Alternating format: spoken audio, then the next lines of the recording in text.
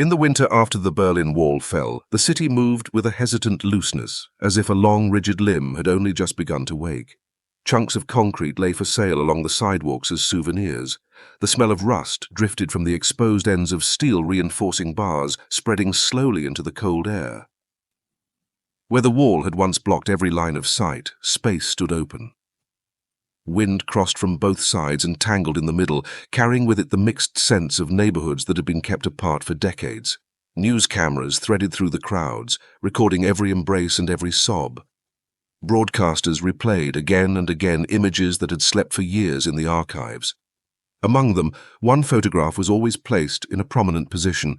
On the day the barbed wire first went up, an East German soldier lifting a child over the wire and handing him toward the enemy on the other side.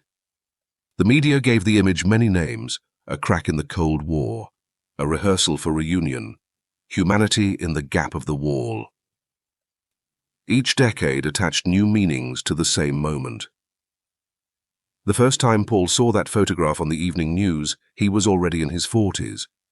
He was sitting in the living room of his old West Berlin apartment. Outside, the night seemed a little brighter under the new streetlights installed after reunification.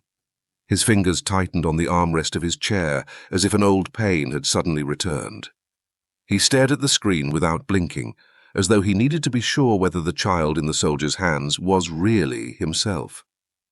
In the photograph, only half of the child's face was visible, the rest hidden behind the soldier's arm. The expression was blurred by the angle, but something in Paul's body answered before his memory did. The cold bite of the wire, the metallic tang in the air, the hollow lurch in his chest when his feet left the ground. These sensations did not feel like recollection. They felt like the body itself acknowledging the truth of a moment that could not be erased. The photograph was printed again and again, soon becoming one of the most recognizable images of the wall's last years. Yet in the captions, the soldier remained nameless, referred to only as an unknown corporal. Beneath the noise of the broadcast, Paul felt a brief, sharp sting. The world, he knew, was ready to hang a great narrative on that picture, to build around it stories about history, systems, victory, and reconciliation. But no one seemed interested in finding out who the hands in the frame belonged to. He could not say why that absence struck him as hard as it did. He only knew that many years ago, those hands had altered the course of his life. After a few seconds, the photograph disappeared, and the broadcast moved on. The barbed wire, the grey uniforms, and the severed street on the screen blurred before his eyes, thinning into the outline of another time. That earlier time was the summer of 1961, when the wall was not yet a wall, when the frontier was still only temporary wire and rows of concrete blocks. Everything that would follow began there. He rarely let his thoughts go back to those days, but he had never truly forgotten. He remembered the morning when the wire appeared and how his emotions had exploded inside a shrinking space like a fire that could not find a way out.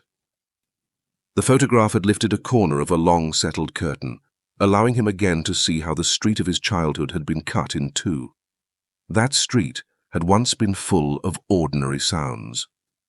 In the mornings, the tram scraped along the tracks, its high, harsh screech a familiar form of metal music. A line formed in front of the bakery. People waited for their allotted rye bread, clutching cloth bags in cold hands. The air carried smoke from coal stoves in the east, mixed with the occasional sweet trace drifting from cafes in the west. The differences between the two halves were obvious, yet daily habit blurred them. People walked back and forth across the boundary as if the city were two pieces of cloth in different colors, still held together by loose stitches at the seam. Paul was 6 then, living in an old apartment building near Friedrichstrasse. His world was small and intensely self-centered. He had been spoiled from infancy. His feelings came quickly and violently, flaring without warning and demanding immediate attention. His mother worked night shifts as a nurse in a West Berlin hospital. Every morning when she came home, she would take something from her bag for him. A candy from the West, a little plastic toy, a piece of chocolate wrapped in paper so bright it almost hurt the eyes. Paul accepted these things as his due. He did not think of them as rare. All he knew was that Mama came back from over there, and that the lights at the far end of the street were, in some unspoken way, part of what was his. Any obstruction to him was malice. Each morning he would race downstairs and stand in the middle of the street, waiting for his mother to appear. It became a small ritual, a fixed point by which he measured the day. If anyone tried to delay him, even briefly, he would erupt into tears, struggle free, kick and flail, as if a larger, unseen world were trying to seize what belonged to him. His image of the other side was confused, yet absolute. In kindergarten, he shouted with the other children that the West is bad, throwing more force into the words than anyone else.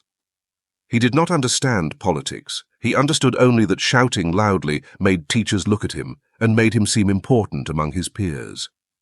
Then he would go home, sit at the kitchen table and guard the candy his mother had brought from the West, curling his body around it like an animal defending food.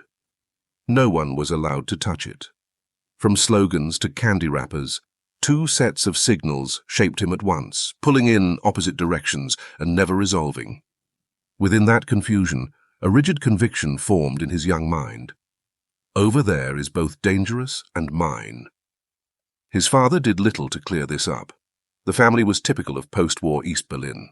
The father was a factory worker who had survived chaos and defeat. He declared his support for socialist reconstruction when required, but in private he was exhausted by rules, shortages and demands.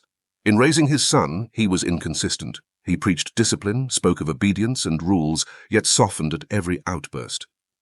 Whenever Paul cried, the father gave in almost immediately. Sometimes he tried to repeat official phrases from the radio about unity, about protection, about class enemies, and use them to explain the city's future.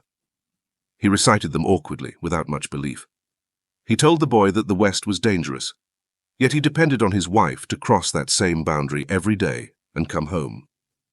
The gap between his words and his actions was a narrow one, but in the child's perception it widened into a fault line that ran through the whole world.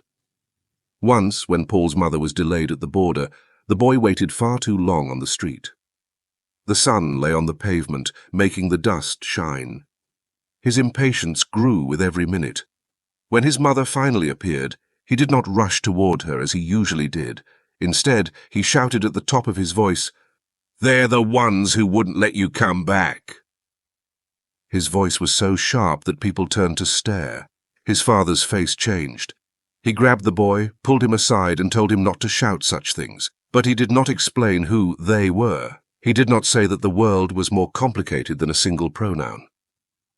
He only fell silent. That silence felt like a kind of confirmation. It let Paul imagine a faceless they who could hold his mother back, who could cut his life in half. On some Sunday morning that same summer, everything changed. That day, Paul woke to the sound of unusual activity downstairs. Heavy vehicles, different from the trucks he was used to, rumbled in the street. His father pulled him away from the window, his movements hurried and rough. Paul struggled until he caught a glimpse through the glass. Unfamiliar vehicles parked across the street, men unrolling coils of wire, stacking sandbags. At both ends of the block, People's Police moved quickly to seal off the road. The tram that should have appeared did not come. The tracks lay silent, as if a piece of sound had been cut out of the morning. Inside the apartment, the father walked back and forth, restless, his words tangled. He said, "It's all right. The government is protecting us." But his hand never left the radio dial. Western broadcasts came through in fragments, bits of sentences that sounded as if they were being spoken from behind thick glass. His shoulders were taut. Ash fell from his cigarette, and he did not notice. Paul felt the change without understanding it. Confusion came first. Anger followed, quick and absolute. He did not know the words being spoken on the radio, but he understood the one fact that mattered. Maybe Mama can't come back. It felt like someone had slipped out before dawn and stolen the street, turning the road that led to his mother into foreign ground. By the time he ran downstairs, his father could barely catch up. A line of barbed wire cut the street in two. The metal shone in the light, bright and hard, like a jagged bone forced up from the ground. People stood several meters away, held back by barriers. Voices dropped. Some murmured, some choked, Some simply stared at the severed road as if at something unreal. Paul understood none of it. All he knew was that the wire had appeared in his world without permission and now blocked his way to his mother. He lunged toward it and was caught again, pinned in his father's arms, his small body straining like a trapped flame. The first time he saw the blocked street from behind the crowd, something seemed to open in his chest and then disappear. He did not know the word border, but he knew that his world now had an edge where nothing had been before. That day, for the first time, he directed all his fear and anger at the men in uniform. They became the face of the barrier. His hostility toward them arose in a second, fierce and formless. He did not know that the wire he saw that morning was only the first line in a much longer division. On the far side of it, a young soldier named Hans was, at that same hour, walking his first patrol along the new frontier. In the first days after the wire went up, the neighborhood moved under a thin veil of grief. People no longer hurried along the street in the morning. They stopped several meters from the barrier and stood looking at the severed road, drawn forward and held back at the same time. New words entered the air from loudspeakers. Illegal crossing, hostile act, protection of the border. Repeated over and over, the phrases seemed to nail the atmosphere in place. Children repeated them automatically, without knowing how the words would sound in their own minds decades later. Paul's earliest response was fury. He refused to accept the change. He ran out of the house, ready to sprint to the far end of the street as he had always done. But in the stairwell, his father grabbed him with desperate force. The boy was carried to the back of the crowd, kicking and screaming, his mouth spilling the slogans he had heard in kindergarten, only sharper, pitched higher. To him, all uniforms were alike. They all belonged to the wire. When he saw a policeman motion people backward, he tried to drive his heel into his father's leg to break free. He could not grasp why space that had felt like his own had been taken away, or why his father did not stand with him. That first day he was still too far from the wire to see much. He only knew that he wanted to get through it, to run toward the place where his mother had always appeared. The arguments and murmurs in the street were nothing but noise to him. His crying echoed across the barrier, drawing the eyes of people around him. His father's face turned pale under the strain, but he held on, as if he were clinging to something that kept slipping from his grasp. The next day, a gunshot changed the atmosphere. It was afternoon. The crowd was thicker than before. Someone tried to lean out of an upstairs window and call towards the west. A soldier shouted up at him to stop. Then a single shot rang out. Not at anyone, but into the air, a warning. The sound struck the buildings and bounced up and down the street before sinking into Paul's ears. He froze. His anger felt as if it had been doused with cold water. For the first time, he sensed that there was a place he could not simply rush into. He stared at the barbed wire. His feet did not carry him forward as they had the day before. Instead, he stepped back, almost without realizing it. In the days that followed, his father continued to bring him close to the barrier each morning and evening. He did not say it was to look for his wife or for neighbors. He said only, "We'll see how things are." His voice remained firm, but his steps grew slower. Paul's own behavior changed. He stopped trying to break free. He shouted less. From throwing stones and pressing forward, he moved to standing behind others, clinging to his father's coat. Whenever he saw someone pushed back for standing too close, his fingers would tighten, as if he understood that he too might be shoved away. One afternoon they saw a young man try to climb over a barrier rail. He only raised his leg before two policemen pulled him down, one on each arm. His shouts echoed briefly, and then grew faint as he was taken away. In that scene, obedience and fear stood like a second invisible wall. Paul glared in that direction but said nothing. His chest rose and fell. Tears gathered but did not burst out as before. He was learning something new about the border. It did not only prevent him from reaching what he loved, it could also strike back at those who challenged it. Hans walked his first full patrol along that stretch of street. He was a young man from rural Thuringia, a few months into his service. In the barracks' political classes, he had learned the stock phrases of the state: capitalist corruption, defending the socialist frontier. Those words had at first been for him only sounds. Repetition had given them shape, but not much content. He was not hard by temperament. He was young, suggestible, and eager to prove himself. He came from a poor, quiet village. The capital, even damaged and divided, seemed to offer a chance to matter. On his first morning on that street, he poured every instruction he had been given into his behavior. He kept his back straight, his voice loud, his movements sharp. He ordered away anyone who came near the wire, including those who only wanted a closer look. His barked commands cut across the open space of the street. When he noticed approving glances from fellow soldiers, something like pride rose in him. He mistook tightness in his chest for loyalty, mistook the thudding of his heart for proof that he was on the right side. After a couple of hours, his voice started to fray at the edges. His movements lost some of their earlier precision. He began to understand that guard duty on this street was not about catching enemy agents. It was about encountering the faces of ordinary people. In those faces, he saw anger, pleading, numbness, and exhaustion. The clean lines of the rulebook smeared and blurred when they met these eyes. He followed procedure when a worker tried to pass a parcel under the wire, stepping in and kicking it back. The man cursed him to his face. Hands did not answer. He straightened his back, hoping that posture alone could let the words glance away. Soon afterward, he saw an old woman standing at the safe distance, silently in tears. He called to her and told her to move on, as he was required to do. When he walked away, he looked back once. It was only a brief glance, but he knew, even as he did it, that the rulebook had not told him to do that. He did not go back to press her further. He did not report her. He chose to not see. It was a small deviation, too small to notice from above, but a crack had opened.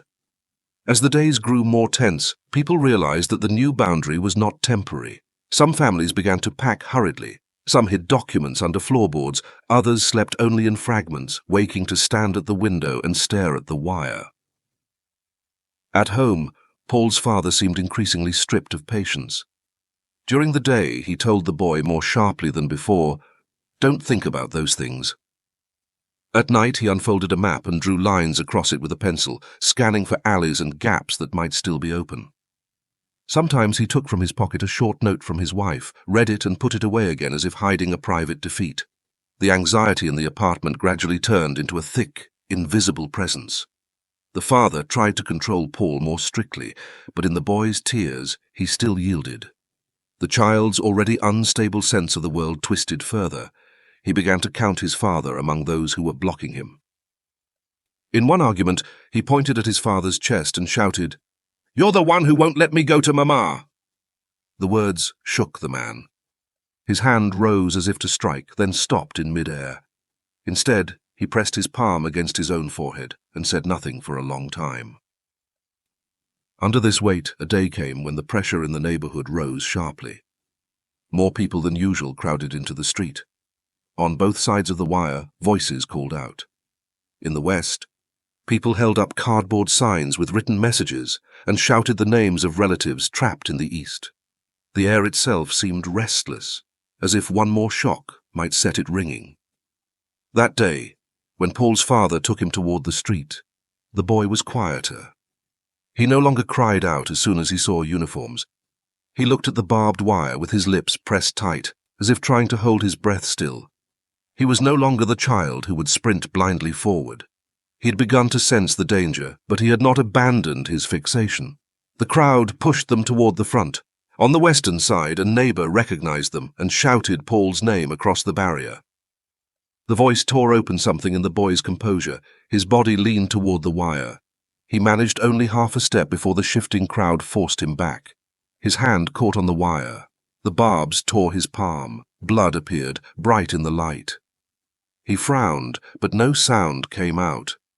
He stared at the hands reaching from the other side, at the faces he knew, at the shifting mesh of limbs and steel. Hands patrolling saw them. His first reaction was automatic. He moved forward, shouting for the crowd to step back. His hand rose toward his rifle, then fell away. He saw the cut on Paul's hand, saw the child's uneven breathing, saw the father being pushed against the people around him. Procedure demanded that he clear the space at once.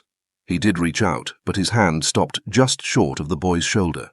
He knew instinctively that one strong push could drive the child hard into the wire. He did pull them away, but the movement was more cautious than his earlier shoves, less a rejection than an attempt to create room. His voice kept its official tone, but the last syllables came weaker than the first. The crowd eased and then surged again. Paul's father was pressed forward until he could barely breathe. Fear and exhaustion blurred together on his face.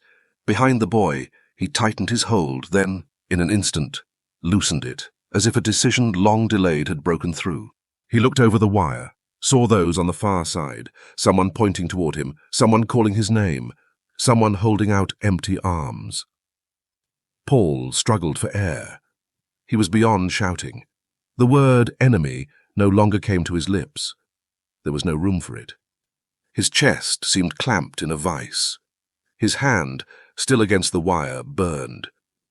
A new realization formed. The border was not just something to be broken through. It could hurt him. It could push back. When he tried to call to his father, only a rasp came from his throat.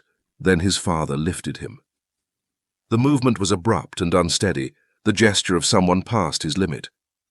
The father's hands hooked under Paul's arms and hauled him upward with more strength than his frame seemed to possess. The crowd pushed again. To keep his balance, he pulled even harder. His eyes flicked over the wire toward the western side, searching for someone ready to take the weight from him.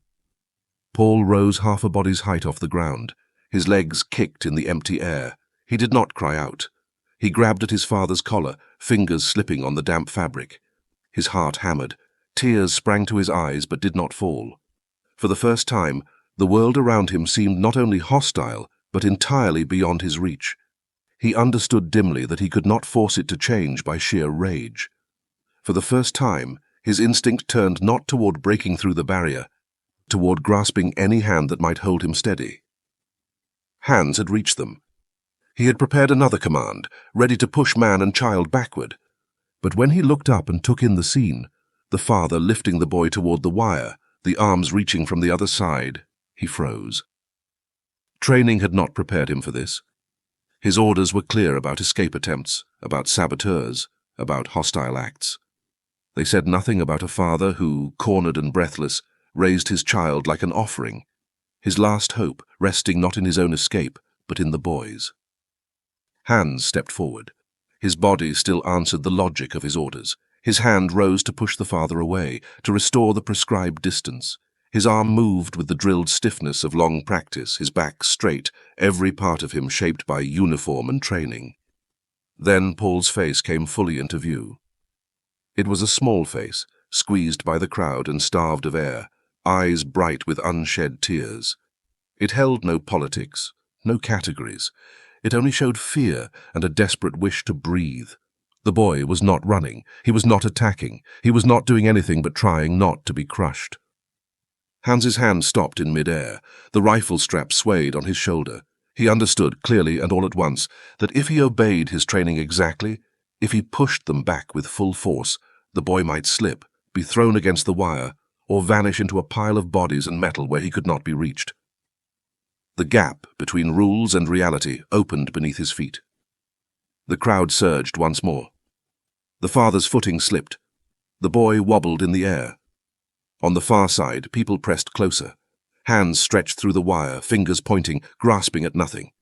Hands stepped back, then forward again, as if fighting against his own momentum. His breath came fast and loud in his ears. He glanced down the line. The officer in charge was engaged at the far end, managing another group. The nearest comrade had been sent toward a different disturbance. For a few heartbeats, no one was watching this exact point. Those seconds formed a narrow space in which he could choose. The father heaved once more, trying to lift Paul higher. Desperation and exhaustion blended in the motion. The boy's hand flailed and then caught on Hans's sleeve. The grip was light, but it was enough. It felt like a mute appeal. Hans looked at the small, trembling fingers on his sleeve. Something tightened in his chest. The breath caught in his throat. It was not sentimentality that struck him, but an immediate, undeniable sense of duty. A child stood on the edge of being crushed, and he, armed, uniformed, empowered to act, was the one standing close enough to prevent it. He slid the strap of his rifle off one shoulder and swung the weapon behind his back. It was the first time during active duty that he had deliberately let go of his gun with both hands. The movement changed him in that moment from a figure at a distance to a person who had to touch and carry. His hands went under Paul's arms. The grip looked rough, but it steered the child away from the wire. The boy's weight settled into his hold, lighter than he expected, light enough to hurt. In pulling the child toward him, he broke the line drawn by his orders, stepped off the path laid out in his training. For an instant, the noise of the street seemed to recede. Hans saw only two directions: the father's empty arms on one side, the reaching hands on the other. He shifted his feet and bent his knees, bracing himself. Then he lifted Paul first to his chest, then to his shoulders, then higher still. His arms shook with the effort. The barbed wire ran in front of his face. One mistake would cut the child. His movements became careful, almost slow, as he threaded the boy through the narrow gap between danger and safety. Hands from the western side reached farther through the wire. Hans turned his body slightly, extending the boy toward them. When he felt the pull from the other side grow steady and sure, he let go. Lightness flooded him for a moment. He had not moved the wall. He had not altered policy or ended the system he served. He had merely carried a child over a line that others had drawn. On the eastern side, Paul's father collapsed near the barrier. His arm was still lifted, hands stretched upward as if the boy might still be there. His chest heaved, sweat ran down his face. He stared across the wire at the people who now held his son. His mouth moved, but no sound came. When Paul was caught on the other side, he did not cry. Instinctively, he clung to the man who had taken him, fingers digging into the fabric of the coat. He buried his face in the stranger's shoulder. His breath gradually steadied.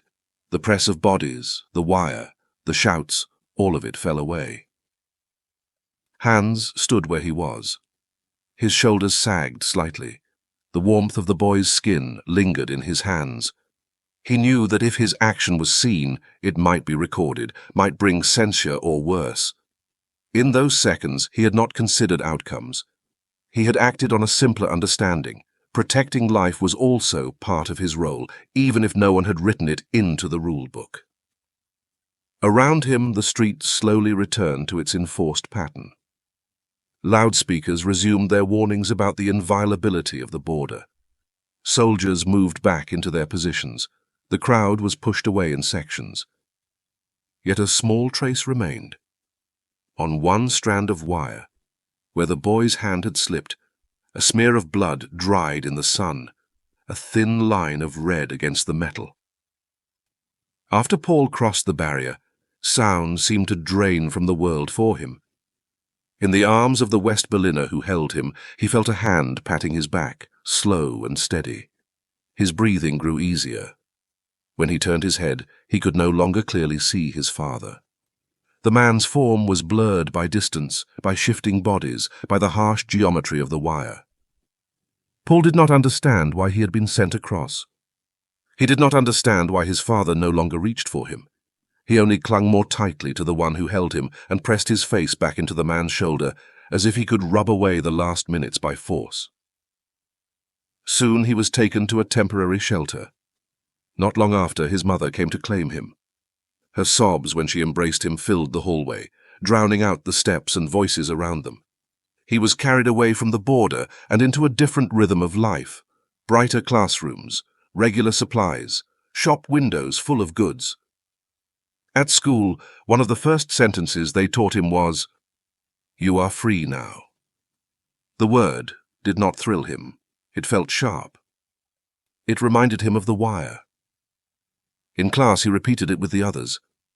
At night, he woke, sometimes, heart pounding, with the remembered sound of metal in his ears. He did not recall every detail from that day, but his body remembered enough.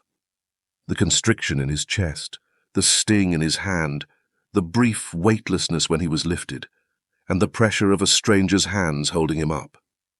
Years moved forward. New layers of life settled over the old. He learned how to agree politely when people in the West spoke of East Germany. He learned to keep quiet when someone said, "They're all the same over there." He did not argue, but he never reached the certainty that others seemed to have. The strongest image from his childhood was that of a man in an East German uniform who, at a crucial second, did not raise his rifle but his arms. In the autumn of 1989, he stood again where the wall had been. People beat on the concrete with hammers and picks, singing, laughing, crying. They put fragments into bags to take home. On television screens and posters, the old photograph appeared again and again, the child being lifted over the wire, the soldier passing him across the line. The image was used to tell a story. History had turned. Freedom had triumphed. Humanity had broken through the system that confined it. Paul understood these narratives, but he could not forget what they left out. In the records, the soldier remained unnamed. The archives held no clear clue to unit or identity. It was as if he had stepped out of anonymity for a few seconds, then vanished again into it. History treated him like a hand briefly extended and then withdrawn. In one interview, a host asked Paul, "Do you think what happened that day was a sign of freedom?" He stayed silent for a moment. Grand words did not fit easily around the memory of a child struggling to breathe in a crowd. Finally, he said something that quieted the room.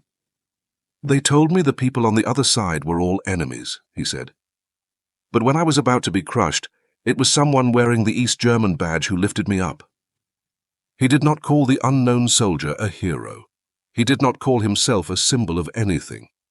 He simply returned to the actions of those few seconds, the height of the wire, the weight of the child, the father's loss of control, the soldier's hesitation, the way one hand moved off the line laid out for it. The wall was torn down, systems changed. People arranged new stories over the old ground. For Paul, the meaning of that day did not lie in the victory of one side or the defeat of another. It remained fixed in that brief moment when a man, trained to see the world in categories of friend and foe, allowed his hand to stray from its training. That one deviation could not overturn the wall, but it could not be wiped away either. Later, in a written account of his own, Paul wrote, "The wall went up overnight. At its strongest, someone took a few seconds to open a crack in it. The crack was not large enough to bring anything down, but it was large enough for me to pass through, and large enough that ever since, I have been unable to believe simply in the word enemy." The story ends there. The wall came down, while the hands that had carried him over it disappeared from the official record. In his memory, that absence made them more present, not less, like a nameless light shining once through the gap in the wire and leaving a mark that no other story could quite cover.